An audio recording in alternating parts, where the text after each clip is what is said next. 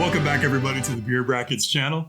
Alessandro, do you know the beer that we're dealing with? How important and how impactful of a beer this is? Modelo Especial is the second most imported beer into the US, your great country. Well, actually, I don't know if this would say that your country is so great. We might actually have to revisit this one day and go back to our Canada versus US battles just to see who does reign supreme in the beer world. But we're visiting one of the other North American countries, and we're going to take a look and do a full review of Modelo Especial.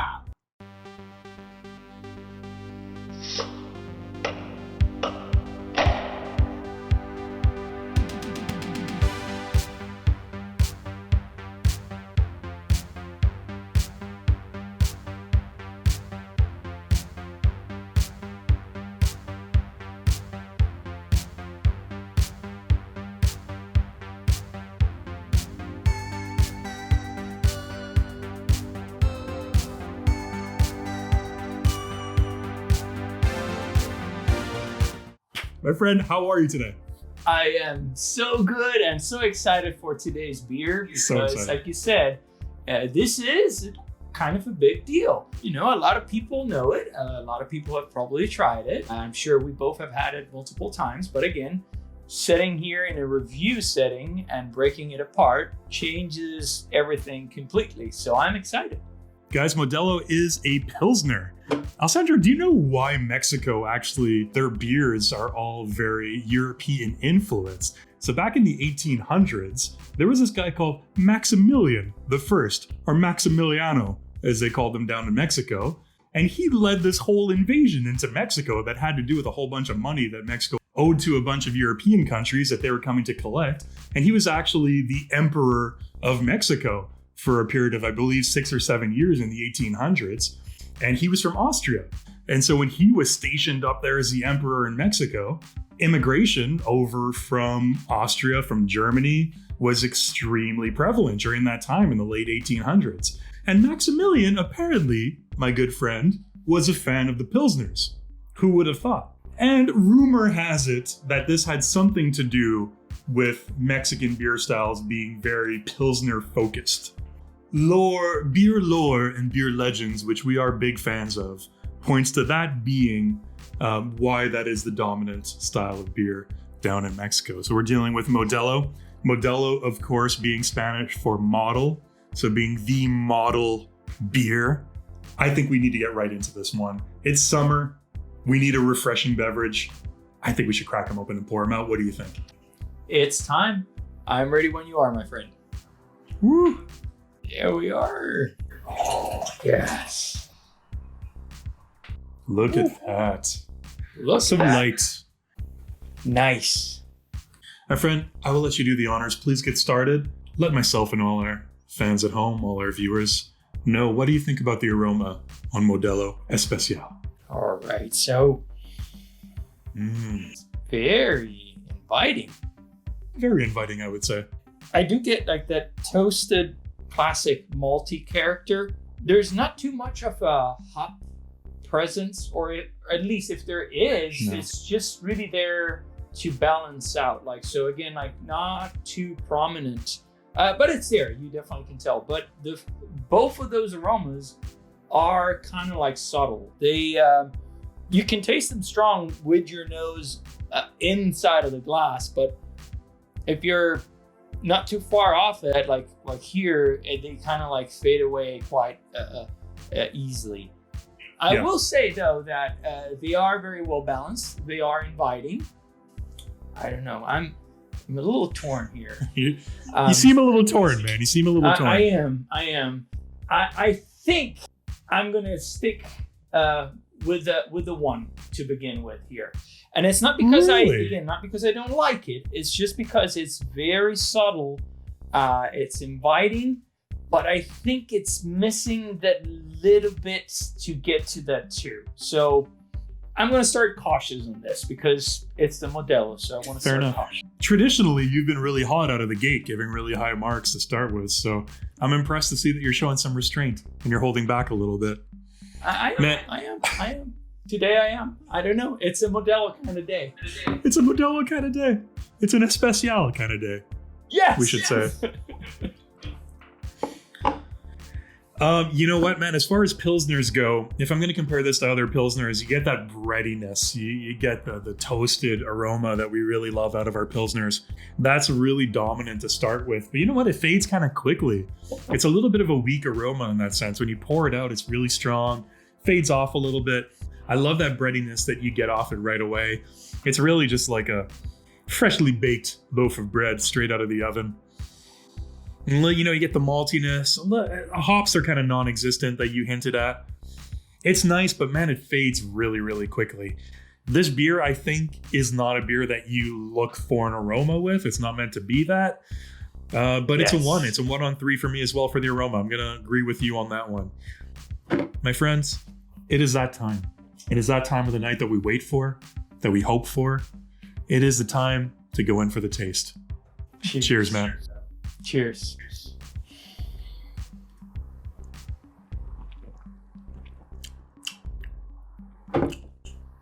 It's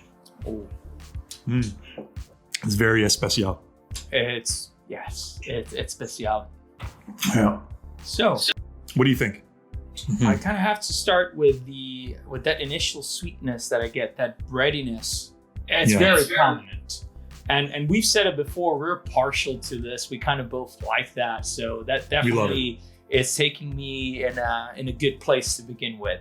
I don't get too much acidity here on this beer. I do get the hop presence more on the palate, that bitterness that builds up over time. But really, I would say that this beer is mostly malt forward.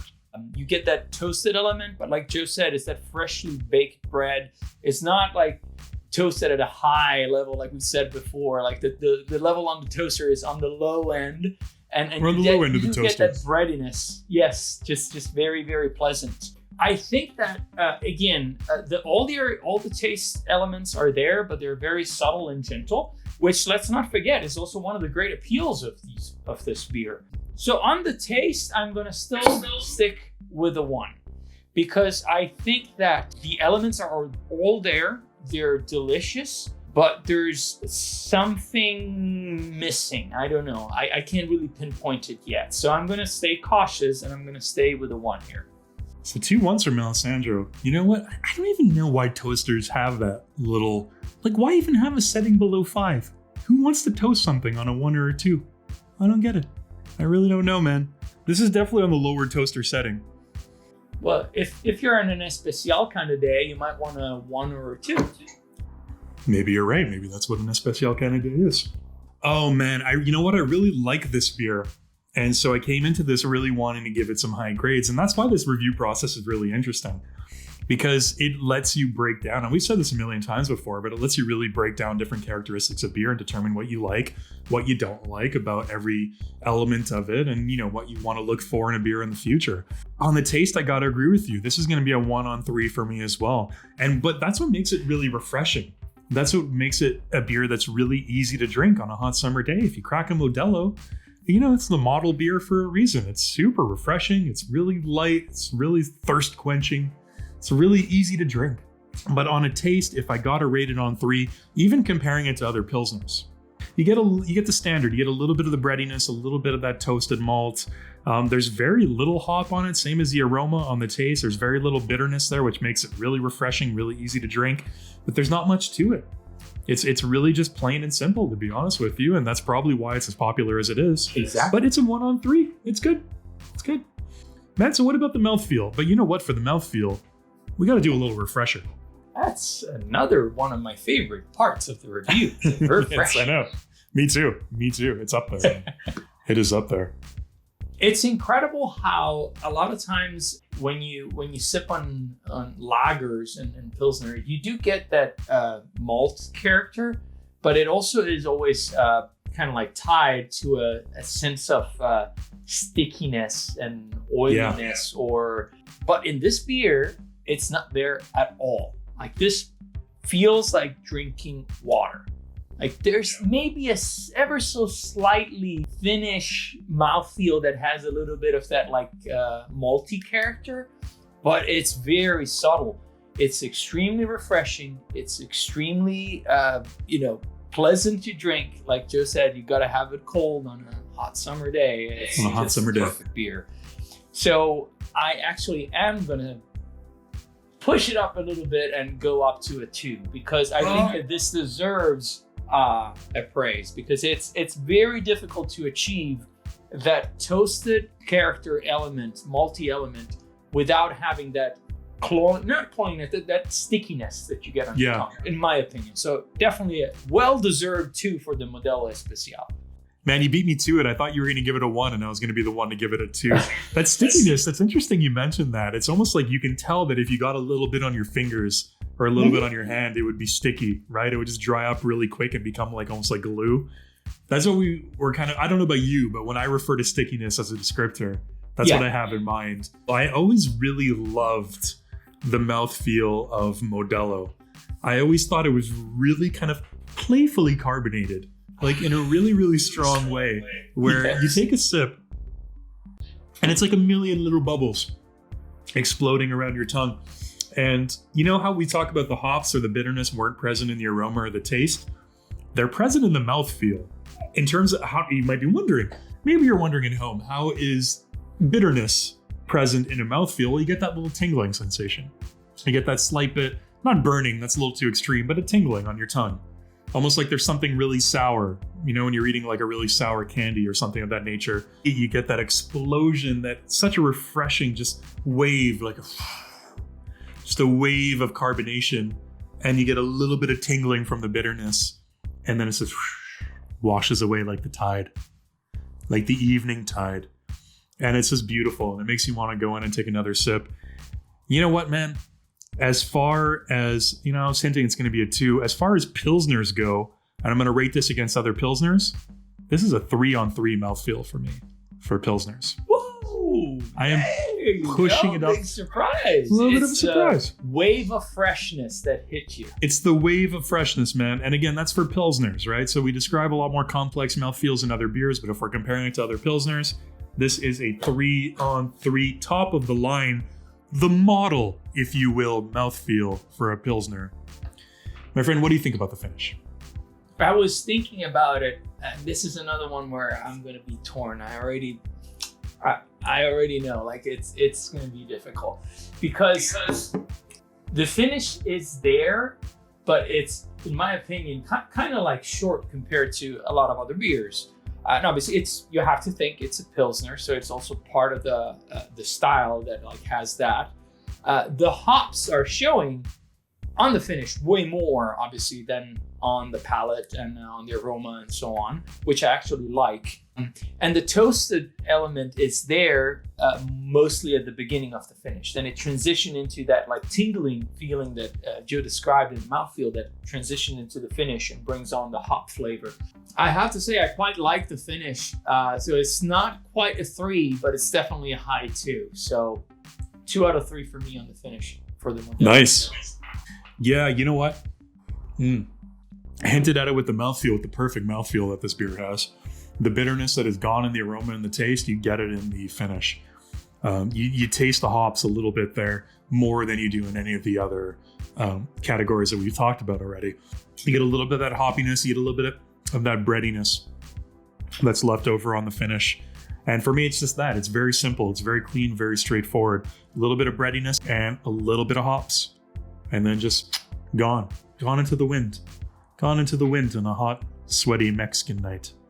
And you know what? As far as Pilsners go, it's not quite going to be a 3. But I'm going to agree with you. It's going to be a 2-on-3 for me for the finish.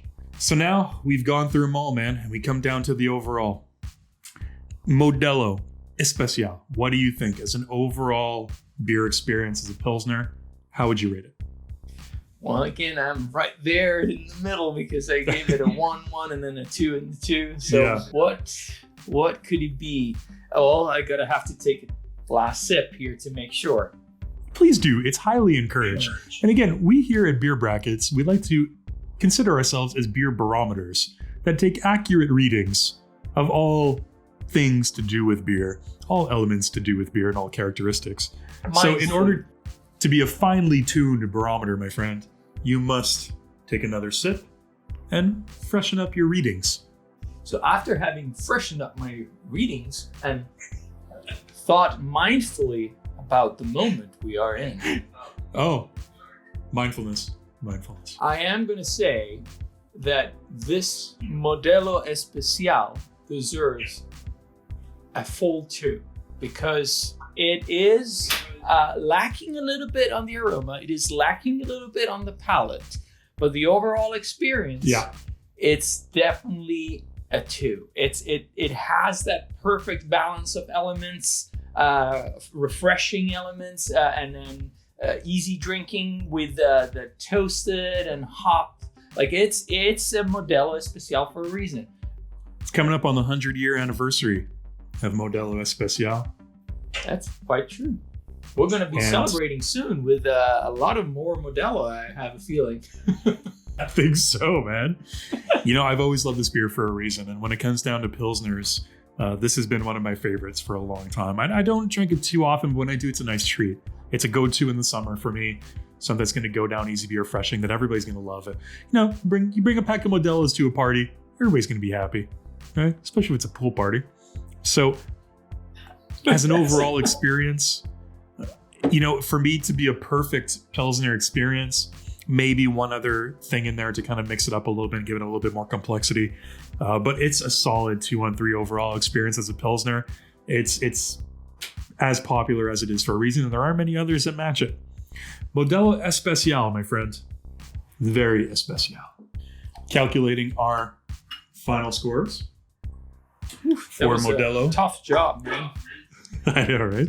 For Modelo Especial, here at the Beer Brackets channel, it came out to a 2.66 on 5 for Mr. Alessandro, for Signor Alessandro, which is a good beer in our beer rating system. And then for me, it came out to a little bit higher, slightly higher, a 3 on 5, which as well still falls into the good beer bracket. The good beer bracket, the good beer category, but the good beer bracket as well. Beer bracket, yes. Yeah. That's how you say it. I never thought about it. It's a good beer bracket. It is a good beer bracket. So guys, there you go. Extremely crisp, refreshing beer. Thank you guys so much for joining us. Stay tuned. We're not done with Modelo. Oh no, we are not. Oh no. Coming up, right, Alessandro, we are going to have something really special. We're just beginning, so stick around. We are just beginning the Modelo Especial adventure because we are going to dig deep. We have heard the calls throughout history. We have heard the calls from all our fans and all our watchers asking, guys, you've done so many can versus bottle videos. You've done so many comparisons. You've moderated so many versus battles in the past with Heineken, with Guinness, with Corona, with Stella Artois. We need to know, which one is better? Is Modelo better in a bottle or is it better in a can? We're going to find out. Stay tuned. Thank you so much for joining us, guys. As always, been a pleasure to have you. Hopefully you cracked your own Modelo, drank it along with us throughout the review. Let us know down below, what do you think? Would you have rated it higher on the aroma, on the taste? Do you agree with Alessandro that it was a 2-on-3 mouthfeel? Do you agree with me that it was an extra especial mouthfeel and got a 3-on-3? Cheers. And no matter what you do, don't forget to close your beer brackets.